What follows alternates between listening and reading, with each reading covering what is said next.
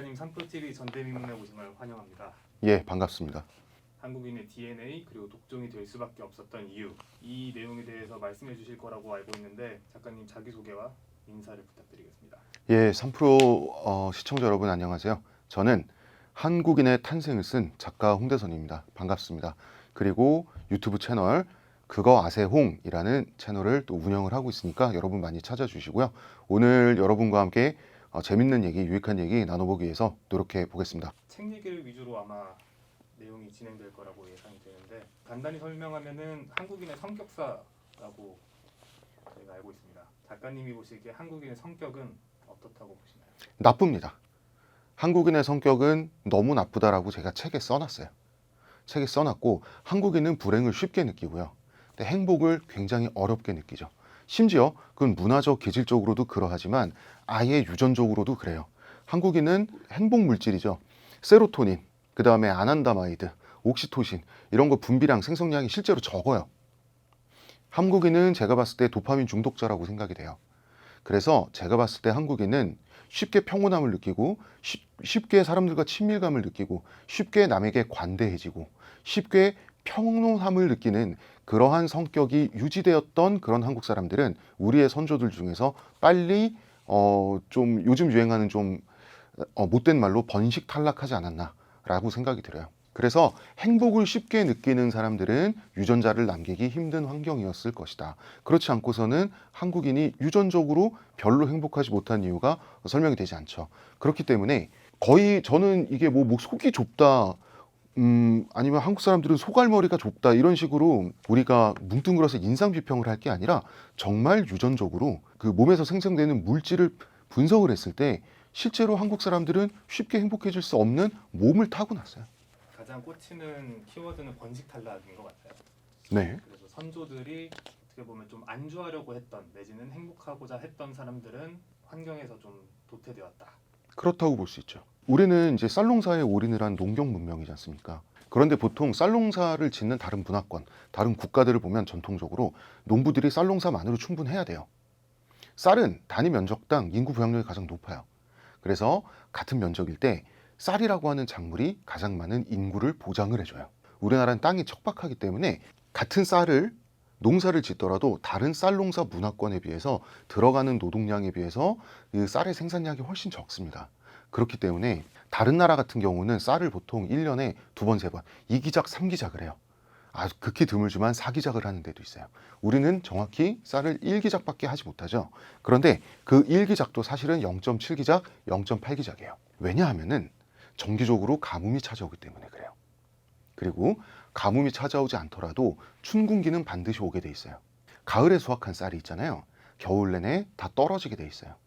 그래서 보리가 여무는 6월 중순이 되기 전까지 쌀은 그 전에 반드시 한두 달 공백을 남겨놓고 떨어지게 돼 있습니다. 그러면 그 한 달이 됐든 두 달이 됐든 그 먹을 게 사라지는 시기를 춘궁기라 그래요. 그 춘궁기를 나기 위해서 봄에 새순이 돋아 나오는 그 나물들을 먹기 때문에 우리가 나물이면 봄나물이다라고 하는 것들이 있거든요. 그리고 텃밭에는 깻잎 심어야죠, 상추 심어야죠, 고추 심어야죠, 초가지붕에 박덩쿨 심어야죠. 혹은 오이를 심을 수도 있죠. 담벼락에는 호박을 심어야죠. 그 다음에 논 가장자리에는 콩을 심어야죠. 그래서 나는 분명히 쌀을 생산하는 농부인데 내가 다룰 줄 아는 것들, 내가 해야 되는 것, 내가 수렵 채집해야 되는 것들이 단지 내가 먹고 살기 위해서만, 나의 생명을 유지하기 위해서만 들어야 되는 노력과 그 노력의 가지수가 너무 많아요. 우리나라는. 그리고 나물이 봄을 나기 위해서 나물을 먹는다고 제가 방금 말씀드렸잖아요. 김치는 원래 겨울을 나기 위해서 개발된 음식이에요. 겨울에는 가을에 수확한 쌀이 있지만 우리가 쌀만 먹으면, 탄수화물만 먹으면요, 병 걸려요. 비타민, 무기질, 유산균 이런 애들이 몸 안에 들어와 줘야 돼요. 좀 더 영양소가 살아있는 싱싱한 형태로 인체에 전달하기 위해서 김치라고 하는 특이한 식품이 개발된 거거든요. 겨울에 김치를 먹지 않으면 사람들이 병들어요. 병들기 때문에 옛날에 김치동량이라는 개념이 있었어요. 쌀동량이란 말이 있나요? 혹은 뭐 고등어 동량, 감동량, 배동량, 참외동량 이런 거 없어요. 하지만 김치동량은 있어요. 김치는 우리나라에서 문화적으로 집에 김치가 없어요라고 하면 나눠주는 문화가 조선시대부터 있었습니다. 그만큼 아이들은 젖을 먹지 않으면 죽잖아요. 옛날엔 분유가 없으니까. 그만큼 인체에 필수적인 거라고 생각했어요. 즉 조선 사람들, 옛날 사람들은 겨울에 사람이 김치를 먹지 않으면 죽는다고 생각했어요. 그래서 그만큼 절박한 거기 때문에 김치 음량이라는 게 가능했었던 거예요. 다시 말해서 그만큼 김치를 먹고 살기 위해서, 사람이 죽지 않기 위해서 이것을 반드시 먹어야 된다라는 관념으로 만들어진 게 김치예요. 그래서 우리나라의 봄과 겨울을 보면 봄에 굶주리죠. 겨울도 굶주려요. 여름은 너무 노동량이 많아요. 옛날에 뭐 얘기 들어보면 한 마을에서 농번기 때 한여름에 일사병으로 두세 명씩은 꼭 죽었다고 하더라고요. 정말 극악하죠. 겨울에는 사람들이 얼어 죽고 여름에는 일사병 열러 죽고 사계절의 변화가 너무 뚜렷하죠. 그러니까 봄에는 지금 내가 배부르고 등 따시고 배불러도 내년 봄에 내가 그리고 가족들이 정말 죽기 직전까지 굶주릴 거라는 걸 지금 너무나 잘 알고 있죠. 그리고 지금 내가 행복해도 올 여름에 태풍이 들이쳐서 모든 농작물이 다 망가질 가능성도 언제나 염두에 두고 대비를 해야 되죠. 그러면 낙천적인 사람은 살기 불리한 환경인 거예요. 하쿠나 마타타 하고 있으면 그러다가 태풍이 온다. 내가 담벼락에 호박덕콩을 감아서 호박 키우고 뭐하고 이런 걸 내가 게을리했다. 내가 풍년이라고 우리 집 식구들이 쌀밥을 많이 해먹고 그 다음에 떡을 많이 만들어 먹었다. 그럼 어떻게 될까요? 뭐 어떻게 돼요? 배부르고 좋죠. 그런데 그 다음에 가뭄이 바로 찾아온다면 다 굶어 죽는 거예요. 언제나 미래를 걱정해야 돼요. 한반도의 자연은 척박하게만 할 뿐만 아니라 너무 변화무쌍해요. 동네마다 날씨가 다 달라요. 서울도 강북은 쨍쨍한데 강남에만 비 올 때 있어요. 그만큼 한반도의 지형, 한반도의 기후가 곳곳이 다 다를 정도로 한반도는 변화무쌍해요. 그렇기 때문에 한국 사람들은 옛날에 항상 우려해야 되고 항상 최악의 상황을 가정해야 되고, 즉 부지런한 염세주의 자만이 살아남았다. 그래서 행복을 쉽게 느끼는 사람 번식 탈락하죠. 근데 그 말씀하신 것들이 결국에는 그 사람의 성격이나 기질 같은 것도 있겠지만 식문화랑 연결될 수밖에 없을 것 같아요. 잘 먹고 잘 살아야 결국에는 더 긍정적인 생각, 부정적인 생각에도 영향을 미칠 거니까. 정확한 판단이세요. 한국 밥상에는 유독 나물이 많잖아요. 그렇죠. 나물. 예. 나물을 외국 사람들이 한국의 나물을 어떻게 번역할지로 지금 갑론을박이에요. 왜냐하면 지금 정관 스님 이런 한국의 사찰 음식도 지금 막 엄청 미국과 유럽의 특히 이제 상류층들 사이에서 핫하고, 그러니까 인간이 먹는 야채의 원래 형태의 원종은 몇 개가 안 돼요. 대부분의 식물들은 독이 있기 때문이에요. 독이 없는 애들, 그 다음에 어떤 그 과육이라고 하면 이상하죠. 과일이 아니니까 야채니까 채소니까 채육이라고 할까요? 어떤 그 채육과 채즙이 풍부한 애들, 그런 애들 몇 종을 갖다가 집중적으로 개량을 해서 지금 우리가 알고 있는 몇십 가지 채소가 개량이 됐는데, 그러면은 그 채소를 베지터블이라고 부르는데 한국의 나물을 베지터블이라고 부르긴 이상한 거예요. 야생에서 채집하는 애들이 너무 많은 거야. 그 베지터블은 사람의 손을 타서 지금 모양이 이렇게 변형된 애들인 건데 그렇잖아요. 그래서 이걸 어떻게 할 거냐. 그래서 마운틴 베지터블이라고 부르는 데도 있어요. 마운틴 베지터블 굉장히 그 말은 되죠.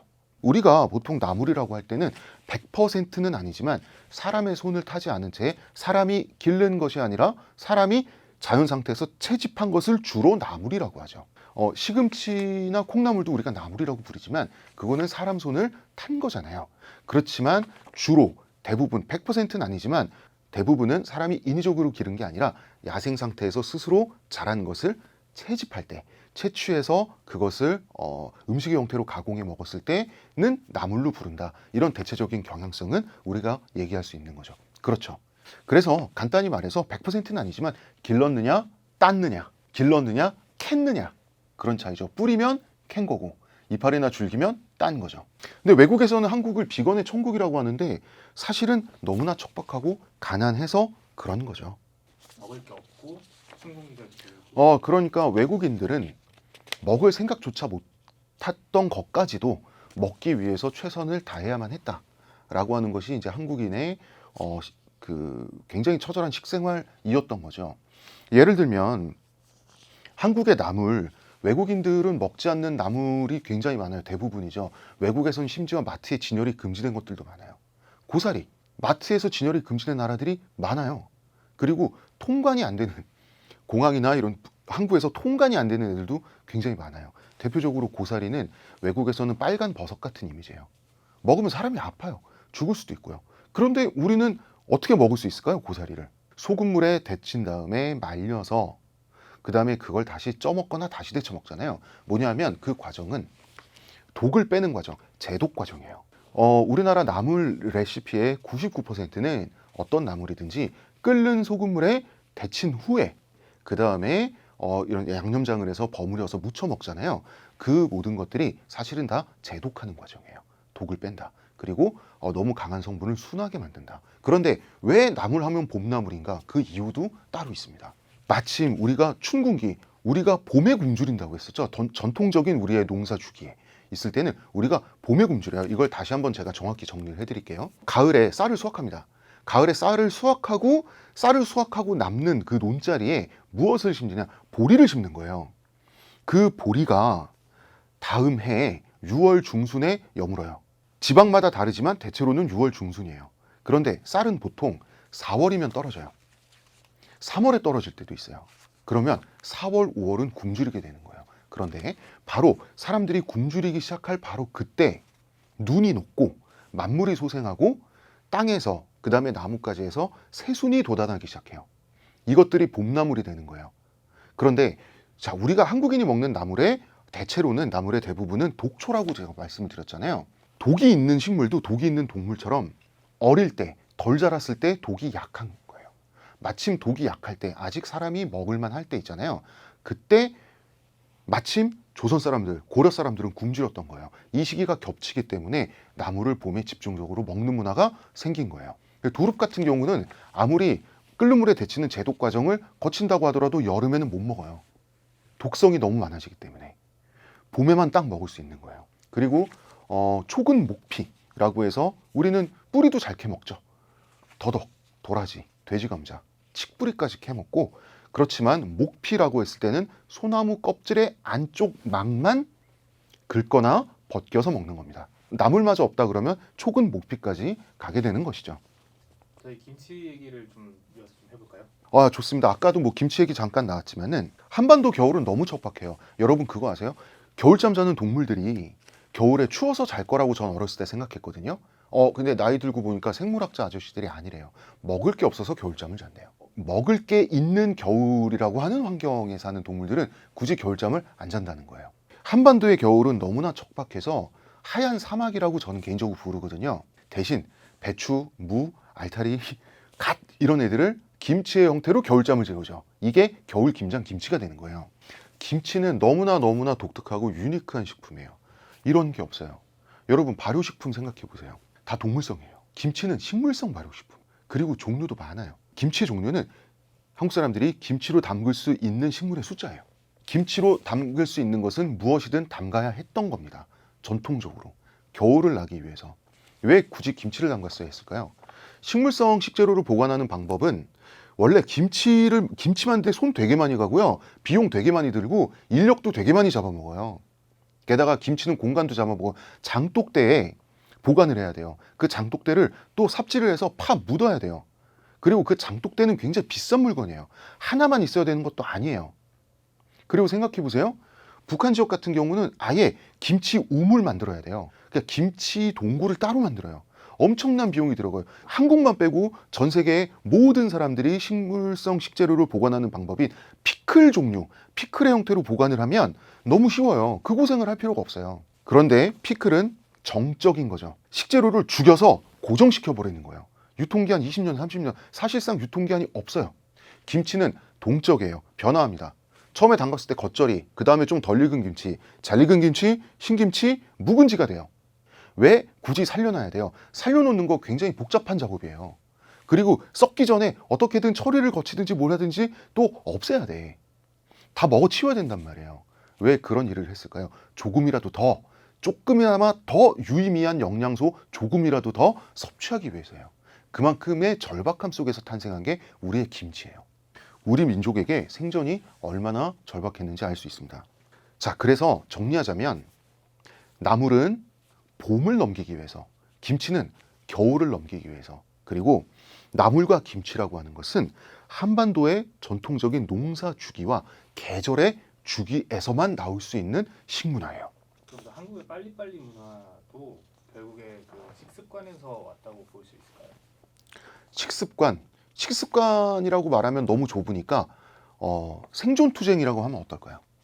왜냐하면 호환 마마를 피해 다니는 것도 생존투쟁이고, 오늘 하루 먹거리를 벌기 위해서, 먹거리를 구하기 위해서 산으로 들로 뛰어다니는 것도 생존투쟁이잖아요. 그리고 태풍으로부터 살아남는 것도 생존투쟁이잖아요. 그런 것들을 다 고려하면 생존투쟁이 남긴 우리의 문화적 기질이 빨리빨리가 아닌가 라고 물어보신다면 저는 거기에 찬성하는 편이에요. 왜냐하면 이런 게 있습니다. 보통 외국인들이 한국인에 대해서, 한국에 사는 외국인들이 물어본단 말이에요. 너네 한국인들은 왜 그래? 그중에 항상 고정 레파토리 중에 하나가 빨리빨리잖아요. 대부분의 한국인들은 보통 이러더라고요. 우리가 20세기에 전쟁도 해야 됐고, 최빈국에서 탈출도 해야 됐고, 산업화도 이룩해야 됐고, 민주화도 해야 됐고, 너무 할 일이 많고 고통스럽고 다급하고 바쁜 20세기를 보냈어요. 그 20세기를 보내느라 우리가 빨리빨리 문화가 생긴 게 아니겠습니까? 이런 식으로 보통 한국인들은 설명을 하는데, 저는 순서가 잘못됐다고 봐요. 우리의 20세기가 다른 나라의 20세기보다 워낙 속도가 빠르지 않았나요? 다른 나라가 200년 할 산업화를 우리나라는 60년에 했잖아요. 남들보다 빨리 하느라 빨리빨리가 됐다? 이상하지 않아요? 애초에 빨리빨리 기질을 가진 채로 20세기를 맞고 해방을 맞았기 때문에, 주권을 되찾았기 때문에 남들보다 빨리 산업화든 민주화든 할 수 있었던 게 아니냐라고 생각하는 게 순서상 맞지 않아요? 원래부터 우리는 빨리빨리여서 산업화와 선진국 진입도 빨랐다고 봐야죠. 산업화와 선진국 진입을 빨리 하다 보니 빨리빨리 기질이 생겼다. 말이 순서가 거꾸로잖아요. 전 이 선후관계 분명히 해야 된다고 봅니다. 그리고 이 빨리빨리 문화는 우리나라 전근대에 처절한 우리 선조들의 다급했던, 매일매일이 지옥이었던 생존 투쟁으로부터 나오지 않을 수가 없다고 저는 보는 것이죠. 저는 그리고 이 빨리빨리가 커다란 힘을 갖고 있다고 생각합니다. 중진국 함정이란 게 있잖아요. 그 중진국 함정이란 게 여러 가지 요인이 있고 분석이 있지만, 결국은 중진국이 딱 됐을 때 너무 오래 중진국에서 벗어나지 못하고 오래 있다 보면 침몰하는 거잖아요. 중진국 함정이라는 게. 결국은 중진국이 됐을 때 중진국의 상태도 빨리 어프 헤엄쳐서 빠져나오는 게 중요해요.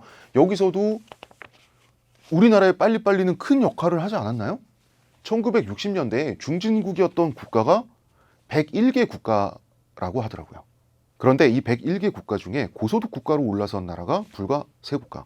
대만, 아일랜드, 그 다음에 우리나라라고 하거든요. 자, 그런데 대만의 고소득이라고 하는 것은요, 현재 TSMC라고 하는 하나의 회사가 부쩍 올려놓은 평균이 있어요. 그걸 고려하고 TSMC를 빼놓고 생각하면 대만 사람들은 확실하게 한국 사람들보다 잘 살지 못해요. 확실하게 우리랑 삶의 격차가 있는 사람들이고요. 아일랜드 같은 경우는 아일랜드 GDP 진짜 높거든요.